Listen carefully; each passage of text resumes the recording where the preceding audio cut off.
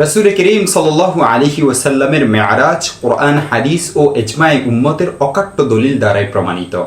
মেরাজ যে সত্য এই বিষয়টির উপর বিশ্বাস রাখা ফরজ, অস্বীকার করলে ঈমান নষ্ট হয়ে যাবে। আর মেরাজ যে সশরীরে ও জাগ্রত অবস্থায় হয়েছিল তা শুধু রুহানি বিষয় ছিল না, এই বিষয়টির উপর ঈমান রাখাও জরুরি। সকল সাহাবা, তাবেঈন ও তবে তাবেঈন এই বিশ্বাস রাখতেন। আম্মাজান হযরত আয়েশা রাদিয়াল্লাহু তাআলা আনহার থেকে যে কথা বর্ণনা করা হয় তা ঠিক নয়। একে তো এটির সনদ খুবই দুর্বল, আর ইমাম আবুল আব্বাস ইবনে সুরাইজ বলেছেন এই উক্তিটি হযরত আয়েশা রাদিয়াল্লাহু তাআলা আনহার উপর আরোপ করা হয়েছে, অর্থাৎ তিনি তা বলেননি, অথচ তার নামে এ কথা ছালিয়ে দেওয়া হয়েছে। দেখতে পারেন শরহুল মাওয়াহিব জুরকানির 8 নং খণ্ড 7 নং পৃষ্ঠা।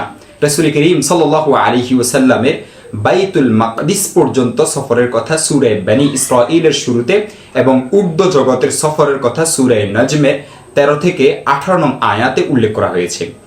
কোরআনে মাজিদের আয়াত, সহিহ হাদিস ও উম্মতের ইজমা দ্বারাই প্রমাণিত বিষয়ের বিপরীত এই ধরনের জয়ীব বর্ণনার কোনো স্থান নেই, তা বলাই বাহুল্য।